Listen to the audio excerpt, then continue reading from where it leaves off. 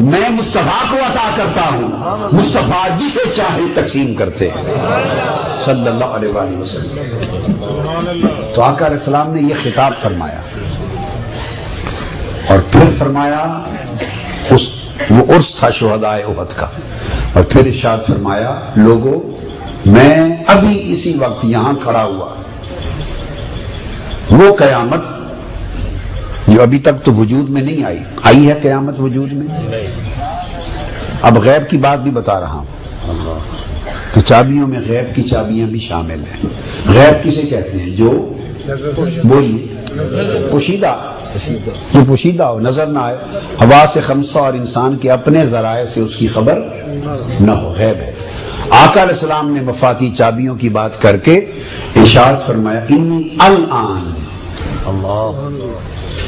انظر الی حوضیہ، فرمایا اس وقت اس منبر پہ کھڑے ہوئے میں حوض کوثر کو آنکھوں سے دیکھ رہا ہوں، جو قیامت کے دن حوض ہوگا اور جس حوض سے میں آپ کو بھر بھر کے جام پلاؤں گا، ابھی منبر پہ کھڑے ہوئے اس حوض کو بھی دیکھ رہا ہوں۔ اور وہ حوض اگر قیامت کا ہے تو قیامت تو ابھی قائم نہیں ہوئی، قیامت ابھی قائم نہیں ہوئی۔ اور اگر حوض سے مراد نہر جنت اور حوض کوثر کے علاوہ جنت کا حوض ہے تو جنت بھی غیب میں ہے، جب تک کوئی دنیا میں ہے اس وقت تک وہ دیکھ نہیں سکتا۔ تو دونوں صورتوں میں حوض قیامت ہے یا حوض جنت ہے، دونوں صورتوں میں حوض کوثر ہے یا نہر جنت ہے، دونوں صورتوں میں وہ غیب میں ہے، دونوں صورتوں میں غیب میں ہے۔ تو فرمایا ابھی اسی منبر پہ میں آنکھوں کے ساتھ اس حوض کو بھی دیکھ رہا ہوں۔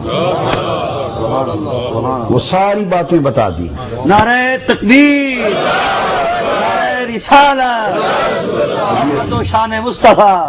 یہ فرما کر آخری پھر اعلان فرمایا واللہ، اللہ کی قسم، فرمایا اے میری امت، مجھے جانے کے بعد تم پر اس بات کا کوئی خوف نہیں رہا کہ تم شرک کرو گے۔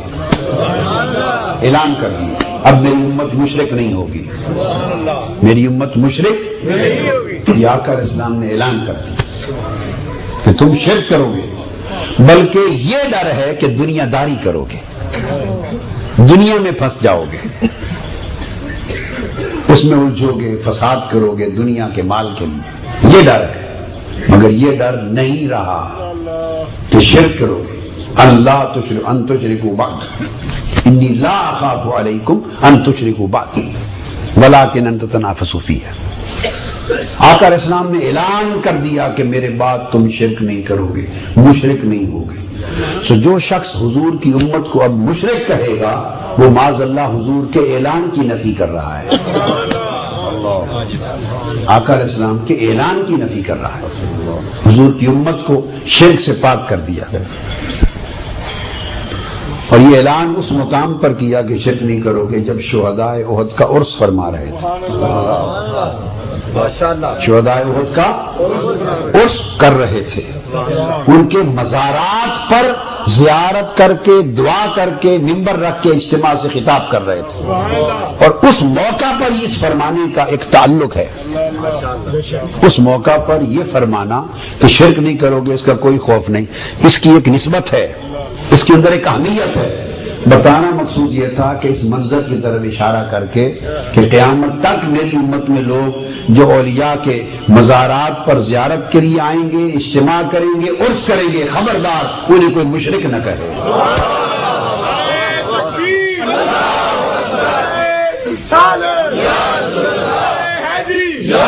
کیونکہ اس موقع پر آقا علیہ السلام نے یہ بات فرمائی ہے۔